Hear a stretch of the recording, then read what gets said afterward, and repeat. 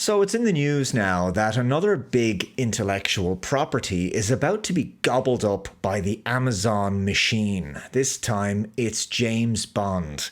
This article is from Deadline, linked below. Amazon MGM Studios shelled out an extra $1 billion plus to take control of James Bond. What's next for the franchise? It's taking around $1 billion to have 007 stewards Barbara Broccoli and Michael G. Wilson cede creative oversight of their family's storied James Bond franchise to Amazon MGM Studios, sources tell us. Amazon originally overpaid on its purchase of MGM in a deal orchestrated by then MGM board chair Kevin Ulrich. Though valued between $3.5 billion to $4 billion, the legendary motion picture studio was absorbed by the streamer for $8.5 billion. The hefty sum propped up by the potential access of the 007 franchise. However, Amazon couldn't freely develop Bond with Broccoli and Wilson in the mix. Hence, it took another $1 billion to ensure that they could fully steer and exploit the Ian Fleming IP. So as you know, Amazon shelled out a similar amount to get the rights to Tolkien's Lord of the Rings, and they went off and made Rings of Power. And the rest is history in that regard. Understandably, fans are concerned that Bond might go full stunning and brave as well. But in a way, it already has, essentially. I mean, remember the last one, No Time to Die? Daniel Craig's final Bond movie? There was this new 007 who was a strong, diverse female, and Bond, increasingly, with each passing film, was becoming more weak and beta and emotional and less like himself. And ultimately, he was then killed off in the last film. And also, and like, I don't know why, like, I get flack for this kind of stuff sometimes, you know. But anyway, the tough chick thing was just overdone. And it's really straining credibility here and suspension of disbelief. For example, in No Time to Die, there was a female character called Paloma, played by the always lovely Ana de Armas. And traditionally in Bond, in the old Bond movies, she would have been playing either a love interest, she would have been playing, a damsel in distress, or a femme fatale. But in this movie, she is able to physically overpower men twice her size. Like, she's hand-to-hand combat, she's a tough action chick, and she's fighting these guys. She's using guns, and she's always just, because the women have to be super capable, right? They're not supposed to have a man to save them, right? They're supposed to be able to take care of themselves. And she's beating up these guys, and she's doing it in heels. Now, look, I can suspend my disbelief with the idea of a small woman beating up a big guy when there's some sort of justification for this, when you can make me believe that, okay, when you have, as Robert Meyer Burnett always talks about, that key ingredient, verisimilitude, okay, verisimilitude. There's got to be some way that you can justify, you can sell that to me. You know, if it's Black Widow, if it's Natasha Romanoff in the MCU, I can buy into it because she's got a small degree of super serum going on. When it's science fiction, when it's fantasy, superheroes, those genres, that's fine. It's Wonder Woman, no problem, okay? No problem. I understand. She's superpowered. You know, if it's Buffy the Vampire Slayer, she's got preternatural strength because she's, there's some magic involved. She's a vampire slayer. There's an understanding that there's something supernatural going on. There's magical powers at work. But James Bond is James Bond.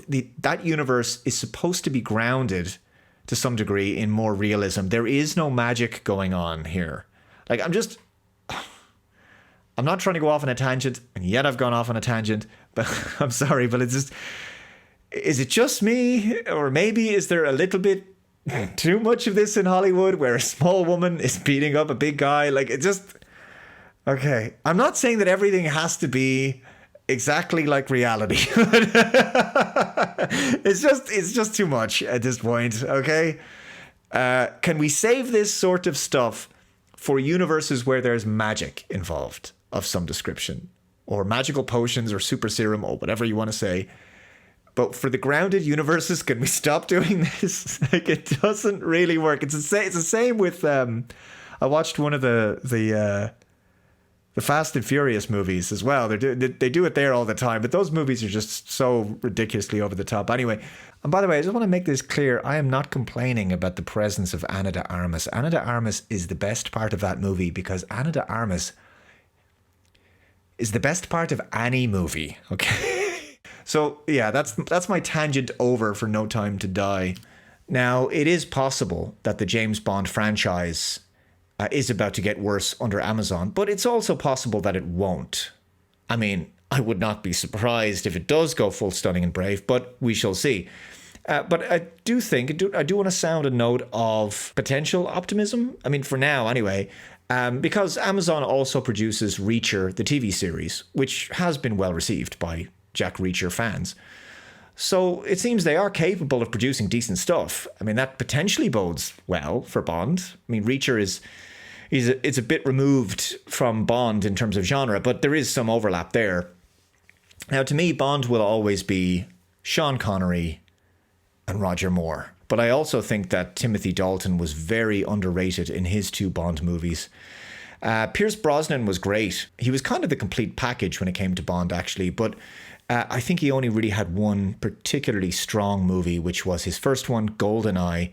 The rest, I think they got incrementally cheesier and sillier. And by the end, it was just really bad. And similarly, Daniel Craig only really had that first good one, which was Casino Royale. I mean, Quantum of Solace was just really bad. And also, what's with the names repeatedly having the word die in the title? They all kind of sound the same. So you got Tomorrow Never Dies, Die Another Day, and the last Craig one was called No Time to Die. Not exactly original, but anyway, what's expected from all of this is that Amazon will turn Bond into a universe, right, with multiple spin-off films and TV shows. So an even bigger franchise than it already is. And one of the rumors is that there's going to be a Moneypenny spin-off, right? And some have linked Florence Pugh to this role. So that would be reimagining the character of Moneypenny, presumably to be an action character, right? Yeah, girl boss stuff again. But that may not happen. That's just a rumor. Hopefully it won't. By the way, everyone wants Henry Cavill as James Bond. Whenever you see this online, he frequently comes up at the top of most people's lists as the next. That's what fans want. That's what they want as the next Bond. And I just don't know why he hasn't been cast in the role already. He's just perfect for it. Incidentally, the closest he got to playing a James Bond-like character was in the 2015 film Man from U.N.C.L.E., which is an okay movie. It's not great.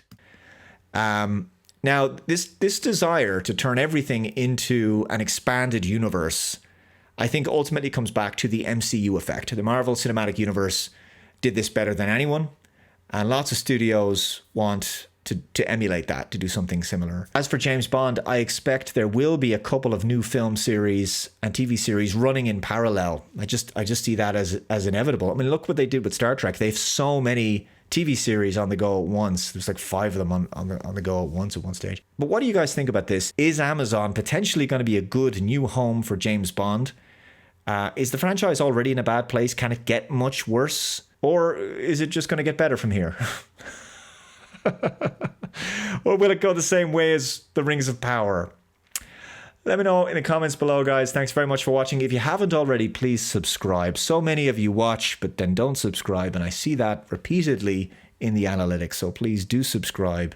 And as everyone says these days, it's totally free, and you can always unsub. You can change your mind and unsubscribe. Take care, guys. I'll catch you next time. Bye-bye.